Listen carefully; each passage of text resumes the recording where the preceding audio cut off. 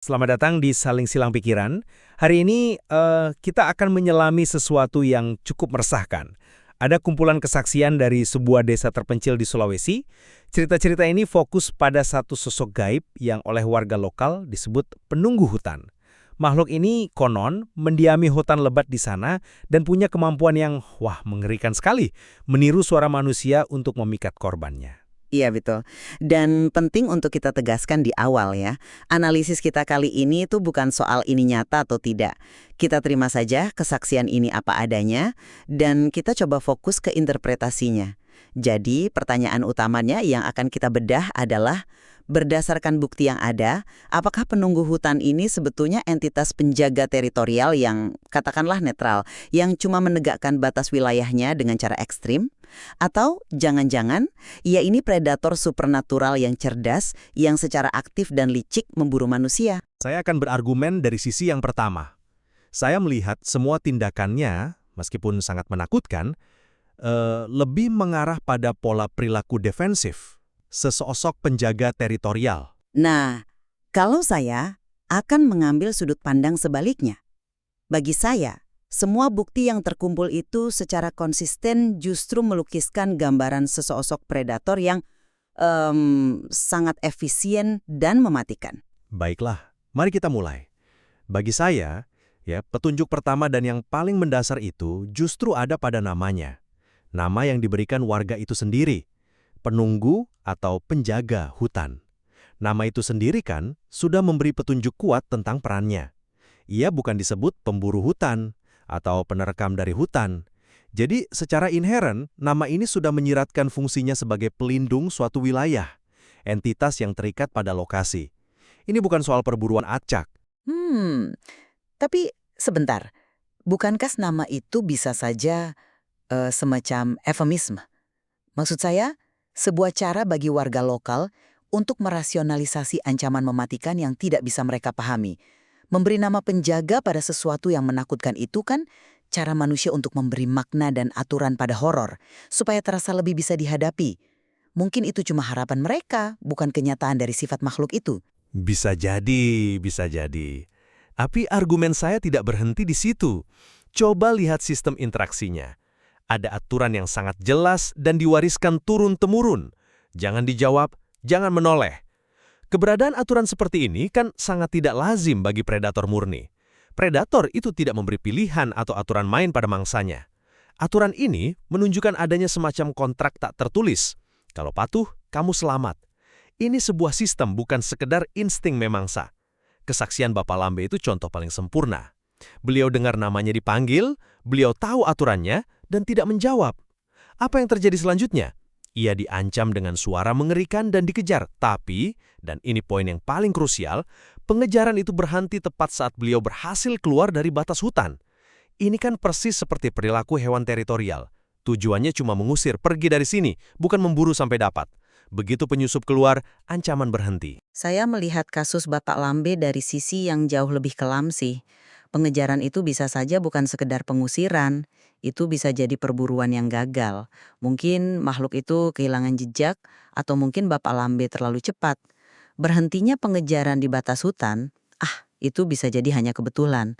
Fokus saya justru pada taktik awalnya, meniru suara. Ini inti dari argumen saya.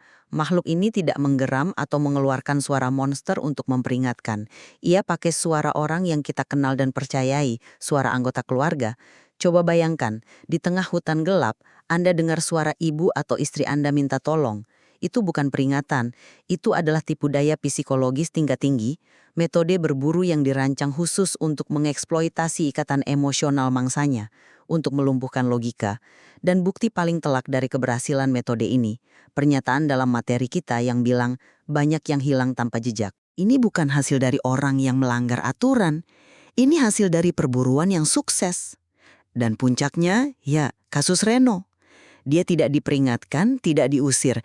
Dia ditangkap, ditemukan di atas pohon setinggi 20 meter, tempat yang mustahil dijangkau manusia, tanpa jejak panjat. Ini bukan cara penjaga memberi pelajaran. Ini cara predator bermain-main dengan mangsanya. Ingatannya yang hilang total itu bukan tanda pencerahan. Itu gejala trauma mendalam akibat serangan brutal. Anda mengangkat soal mimikri suara, dan itu memang aspek yang paling menarik. Tapi saya membingkainya secara berbeda. Saya tidak melihatnya sebagai tipu daya, melainkan sebagai mekanisme penyaringan, sebuah ujian. Panggilan itu adalah tes kearifan lokal. Kalau seseorang punya pengetahuan dan rasa hormat terhadap hutan, yang diwujudkan dengan tidak menjawab, mereka dianggap tidak berniat buruk dan ya diizinkan lewat. Ini cara makhluk itu membedakan antara penyusup yang berbahaya dengan mereka yang cuma melintas. Jadi panggilan itu adalah sebuah pertanyaan, dan diam adalah jawaban yang benar. Sebuah tes, itu interpretasi yang menarik. Tapi bukannya itu terlalu, memanusiakan makhluk ini? Mengasumsikan ada semacam kode etik atau kearifan yang sedang diuji? Bagi saya, penjelasan yang jauh lebih sederhana dan lebih cocok dengan alam liar adalah, ini murni umpan. Kenapa kita harus cari niat yang lebih kompleks? Di alam, predator pakai kamuflase, mimikri, berbagai bentuk umpan untuk memancing mangsa. Ini taktik berburu paling dasar. Meniru suara orang yang dicintai, itu bentuk umpan psikologis yang paling kejam sekaligus paling efektif. Tujuannya cuma satu, melumpuhkan kewaspadaan korban, membuatnya rentan. Tidak ada yang lebih efektif untuk membuat seseorang lari ke dalam kegelapan selain suara anaknya yang menangis minta tolong. Menganggap ini ujian itu, menurut saya mengabaikan sifat manipulatifnya. Itu bukan pertanyaan, itu jebakan. Saya mengerti logika Anda soal umpan. Tapi kalau itu murni jebakan predator, mari kita kembali ke kasus Reno. Kalau jebakannya berhasil dan mangsanya sudah tertangkap, kenapa Reno ditemukan hidup? Ini lubang terbesar dalam teori predator Anda. Menempatkan dia di puncak pohon itu, bagi saya adalah bentuk peringatan pamungkas. Sebuah demonstrasi kekuatan yang luar biasa tanpa harus membunuhnya. Pesannya sangat jelas, lihat apa yang bisa kulakukan padamu. Jangan pernah kembali lagi. Fakta bahwa Reno ditemukan hidup, meskipun trauma, justru memperkuat argumen saya bahwa tujuan utamanya bukan membunuh. Tujuannya adalah menegakkan otoritasnya. Itu hukuman, bukan perburuan yang gagal. Itu argumen yang kuat, saya akui, tapi saya menafsirkannya dengan cara yang sama sekali berbeda. Ada beberapa kemungkinan yang sama-sama mengerikan. Pertama, bisa jadi itu perburuan yang terganggu.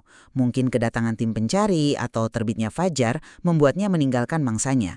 Predator seringkali meninggalkan mangsa kalau merasa terganggu. Kedua, dan ini yang lebih mengerikan, itu bisa jadi tindakan predator yang sedang bermain dengan makanannya. Perilaku ini kita lihat pada beberapa predator puncak. Mereka melumpuhkan mangsa lalu memainkannya sebelum membunuhnya. Dan soal tidak adanya jejak panjat, itu justru bukti agresi supernatural. Itu menunjukkan penggunaan kekuatan untuk menangkap, bukan untuk mengejar. Dan ingatan yang hilang, itu sangat konsisten dengan mekanisme pertahanan psikologis korban penyerangan berat. Otak kita terkadang memblokir trauma. Dia tidak diberi pelajaran, dia diserang. Tapi semua argumen Anda tentang serangan fisik ini kok sepertinya bertentangan dengan kesaksian lain seperti kasus si pemburu. Dia lihat dua mata merah menyala, dengar teriakan mengerikan, tapi hanya itu, tidak ada serangan, tidak ada pengejaran, makhluk itu hanya menampakkan diri. Ini membawa kita ke deskripsi fisiknya, tubuh tinggi hitam, mata merah menyala, leher yang bisa memanjang. Saya berpendapat bahwa semua ciri fisik yang mengerikan ini bisa jadi merupakan adaptasi untuk intimidasi. Sama seperti hewan yang mengembungkan diri atau menunjukkan gigi. Tujuannya untuk mencegah konfrontasi fisik, menimbulkan rasa takut yang begitu besar sehingga penyusup akan lari tanpa perlu ada kontak. Teriakan, mata merah yang menatap dari jauh, semua ini adalah pertunjukan ancaman, bukan tindakan ancaman itu sendiri. Ini mekanisme pertahanan teritori yang efisien. Wah, saya tidak setuju sama sekali.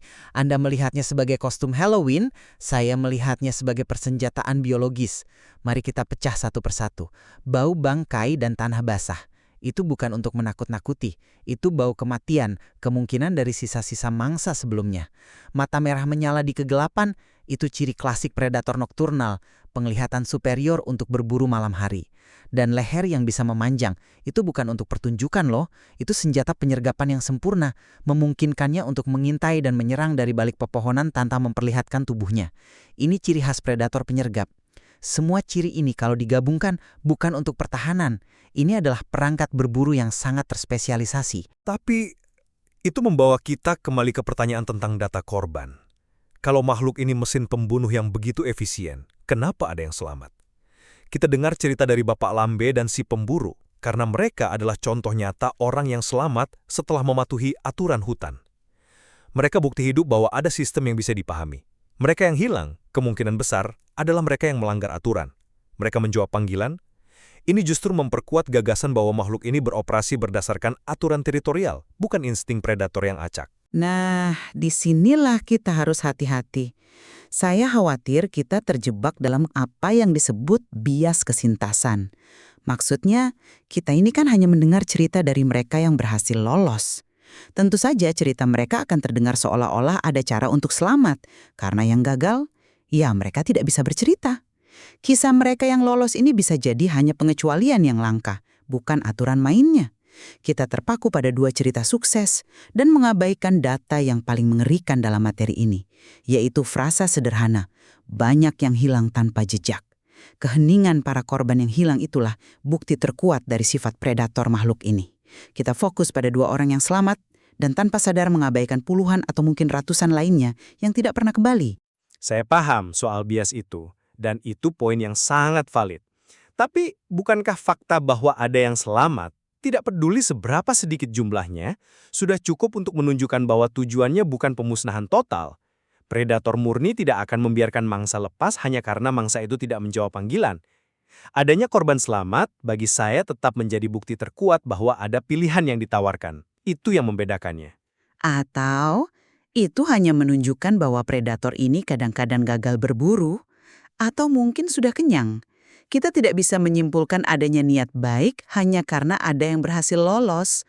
Seekor singa pun kadang gagal menangkap zebra. Itu tidak membuat singa menjadi penjaga.